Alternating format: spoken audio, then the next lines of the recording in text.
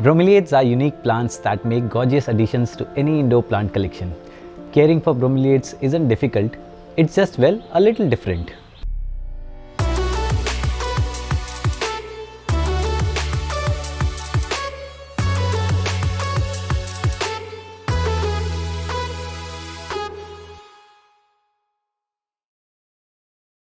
Hi, my name is Ravi and I am a plant enthusiast from India.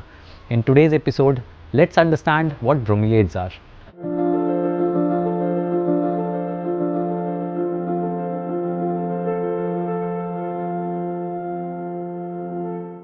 Bromeliads are epiphytes, which are also called airplants. So before we dig into bromeliads, let's understand what epiphytes are. Epiphytes are plants that grow on the surface of other plants, but they are not parasitic in nature. They do not draw nutrition from their host. As I told earlier, bromeliads are also called air plants. The reason being they absorb the required nutrients from the air or from their surroundings. Most epiphytes might not directly help or harm the host plant, but they play a very vital role in creating an ecosystem.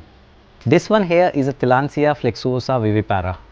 They come in a variety of color and sizes, like this Neoregelia fireball. It has got beautiful wine red color.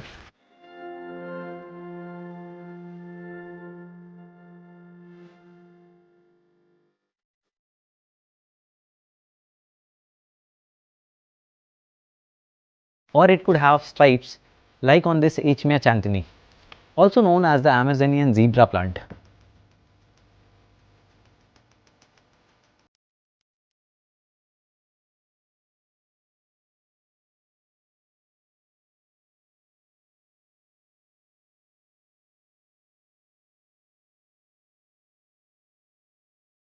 There is something amusing about every bromeliad variety, be it a flowering or a non-flowering one.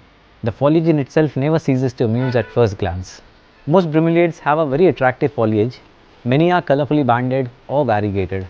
Others might have silvery grey scales covering the leaves. In many types of bromeliads, the thick broad leaves form a funnel-shaped rosette. These are called tanks, which hold water.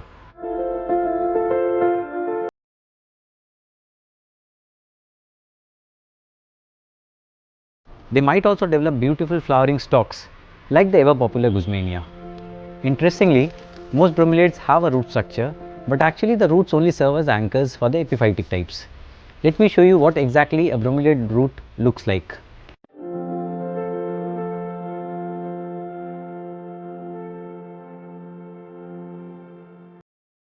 Like all plants, even these have to get their food somehow, and they have a unique way of doing so.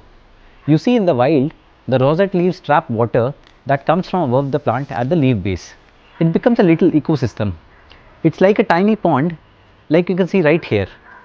These become home to little frogs, worms or snails that only live in the bromeliad ponds. Tiny tadpoles as well grow up in them. All sorts of life forms find these ponds to drink from or spawn in, excrete in and eventually die in them. The whole biodiversity around the plant serves to enrich the water with natural nitrates, and the plant absorbs these nitrates from the water reservoir, at the same time providing a home and habitat for other organisms. So you see, that's how nature barters. Here's a quick checklist while planting and caring for bromeliads. Tip number 1. Make sure your bromeliads are upright. It's the most simple yet the most effective thing you can do for your bromeliads. Now if you observe carefully, mostly bromeliads are funnel shaped because they are meant to store water.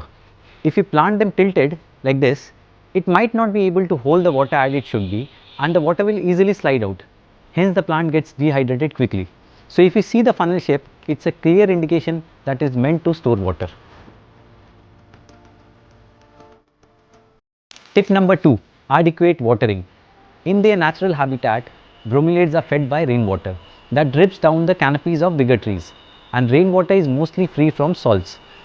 Now the problem with our domestic tap water is that it contains dissolved salts which gradually gets deposited in the base of the leaves. Now I have personally had a very bad experience feeding my bromeliads with groundwater, which I realized had a lot of minerals in plenty, and I gradually saw that the rosette is being covered in a layer of hard mineral deposits. This actually clogs the plant and starts suffocating the plant and eventually kills the plant. So the best solution to this problem is to feed your plant with rainwater. Now this might not be always possible. So when we don't have rainwater access, the next best would be water from our RO filters.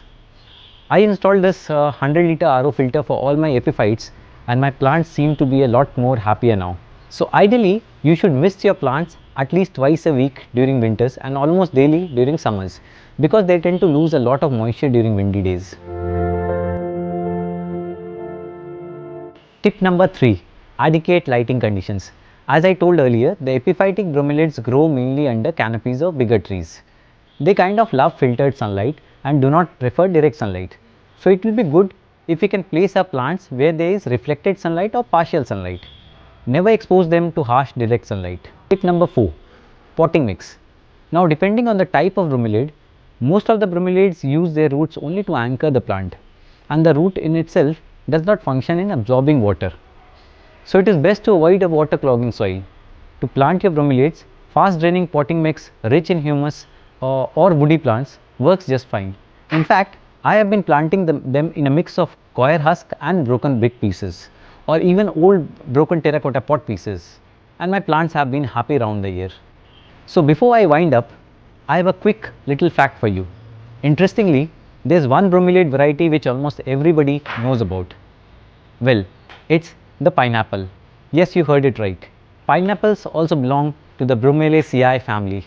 So go ahead and plant some bromeliads around the corner of that window or hang some on your balconies. I hope they surprise you with a miraculous offshoot soon. Till then, good luck, happy gardening.